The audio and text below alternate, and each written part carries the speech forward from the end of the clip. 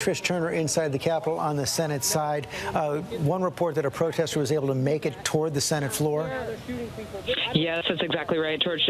So one of my colleagues at Huffington Post, Igor Bobek, he got trapped on the second floor, witnessed at least two protesters breach the Senate chamber. He said two were actually on the floor, and you see that picture now. One in the presiding officer's chair. Really stunning to see this.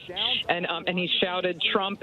Trump won the election," and it just has. I can't tell you what a scary feeling it is. The protesters have made it to the third floor above the Senate chamber, and they're not far from us. I have colleagues who are holding up in the hideaway offices of some senators, and they have protesters banging on the door.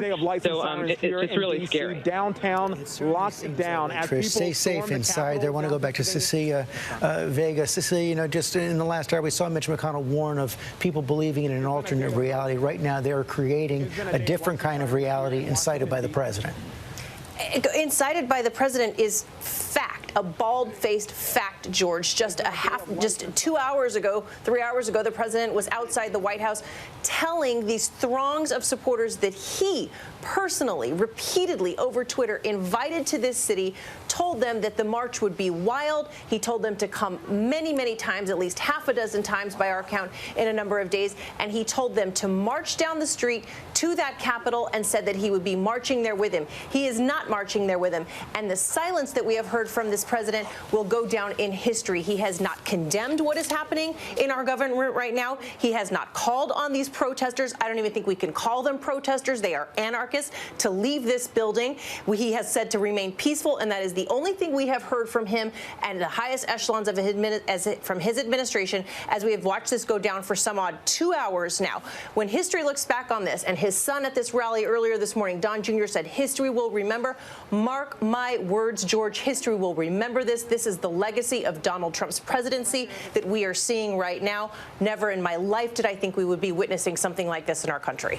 Thank you, Cecilia. We have video of the protesters banging on the doors as they were trying to get into on the Capitol floor.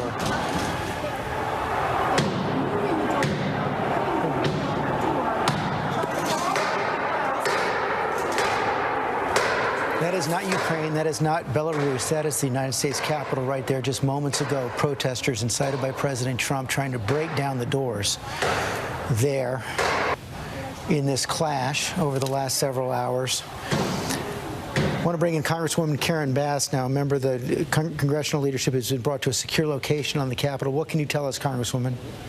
Well, I can just say that this is one of the saddest days in U.S. history that I can remember in my lifetime. This is just appalling. The President of the United States that instigated this. And to essentially, demonize the vice president because he has said he is going to follow the law and follow the Constitution. How dare the president who led a campaign on law and order and is going to talk about Antifa and Black Lives Matter? I have never seen, I've been here 10 years, and I don't even understand how the public is on the steps of the Capitol where they are never allowed. This is just shocking.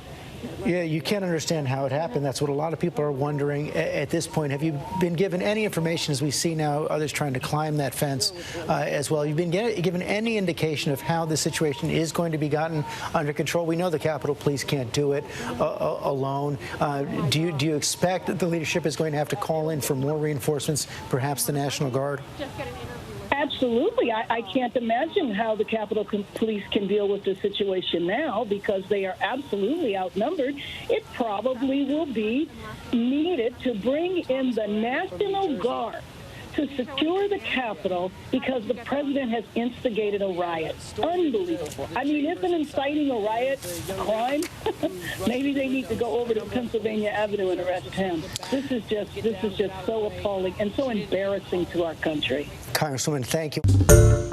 Hi, everyone. George Stephanopoulos here. Thanks for checking out the ABC News YouTube channel. If you'd like to get more videos, show highlights, and watch live event coverage, click on the right over here to subscribe to our channel. And don't forget to download the ABC News app for breaking news alerts. Thanks for watching.